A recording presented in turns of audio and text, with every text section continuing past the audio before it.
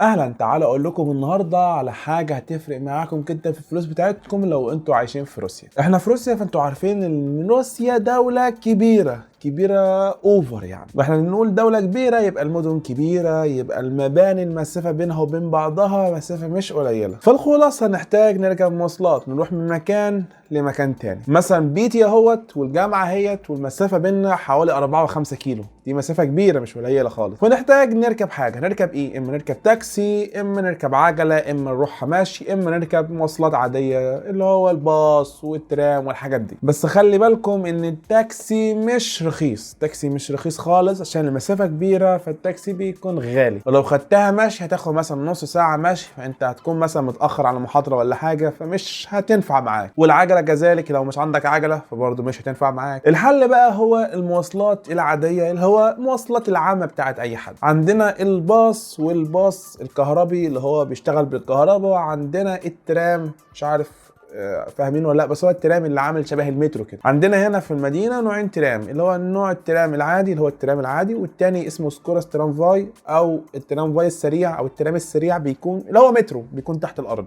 واخدين بالكم؟ كل مدينه بتختلف سعر المواصلات اللي فيها، كل مدينه تختلف، يعني مش سعر ثابت في كل المدن. دي حاجه مهمه جدا لازم تعرفوها. ولما تركب المواصله تدفع فلوس على التذكره نفسها. يعني مثلا انا رايح من محطه واحده، المحطه الفلانيه ديت، ل5 محطات قدام، فبدفع سعر معين. مش مثلا لو محطه كمان محطتين سعر او كمان 5 محطات سعر، لا، تدفع سعر لو حتى هتنزل المحطة اللي جاية تدفع سعر ثابت مش متغير، سعر ثابت. عندنا هنا في فولجوجراد 3 طرق للدفع، وفي اغلب المدن برضو 3 طرق للدفع بتاع المواصلة. اول طريقة لو هتدفع كاش نقدي، كاش تدفع كاش عادي خالص. تاني طريقة انك تدفع بالكارت بتاع البنك بتاعك، سبير بقى، تنكف، اي كارت مهما كان تدفع بيه. تالت طريقة انك تدفع بكارت المواصلات، باختلاف في المدن يا جماعه مش كلهم عندهم الكروت ديت كروت شركه اسمها فولنا. مش كل المدن فيها الشركه اسمها فولنا، لا، في انواع شركات تانية في مدن مختلفه هكذا. يعني مش قاعده ثابته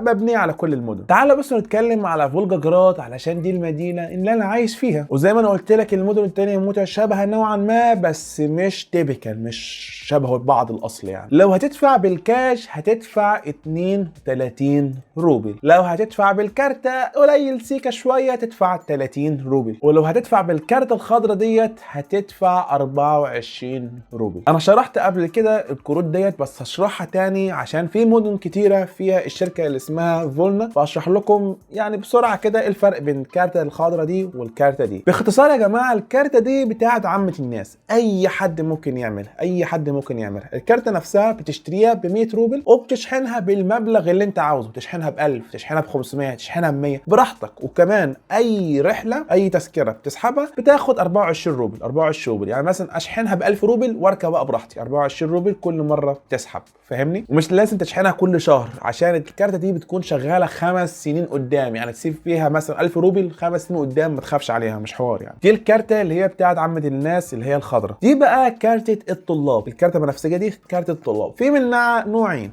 في عندنا زي ما انا قلت لك، عندك اللي هو الباص والباص الكهربي، وعندك المترو. تمام. في نوعين بقى، اما تاخد الباص بس، تشحن بس باص، فهتشحنه ب 850 روبل، وطبعا زي ما اتفقنا الكارته نفسها ب 100 روبل، يعني تشتري كارته 100 مره واحده وخلاص. تشحن بقى 850 روبل لو عاوز الباص بس، 850 روبل تركبه براحتك في اليوم، مثلا تركب مليون باص براحتك لمده شهر طبعا، وبعدين تشحن تاني، يعني اشتراك شهر ب 850 روبل. طب انت لو عاوز الباص الكهربي لوحده ب 850 روبل، يعني اما تختار باص كهربي اما تختار باص عادي. طب لو عاوز الباص والترام فهتبقى ب 1200 روبل، يعني اما تختار باص وترام او باص كهربي وترام. طب تختار باص وباص كهربي ما ينفعش، لازم تختار اما باص اما باص كهربي وترام ب 1200 روبل. انا بقى عامل ايه؟ ده السؤال اللي هو اختصار كده. انا بقى عامل ايه؟ انا عامل ديت باص كهربي والترام علشان اغلب المواصلات بتاعتي بتكون باص كهربي. طب انا ليه عامل ديت؟ علشان مثلا في مشاوير، في اماكن بتحتاج باص بس اللي هو مش الباص الكهربي، الباص العادي، فطبعا دي مش هشتغل في الباص العادي، عادي، وانا مش هدفع 32 روبل كاش، فانا عملت ديت علشان ادفع 24 روبل بس لو هدفع باص، لو هركب باص عادي. فيا جماعه بلاش تدفعوا كاش وبلاش تدفعوا بالكارته البنكيه بتاعتكم. ممكن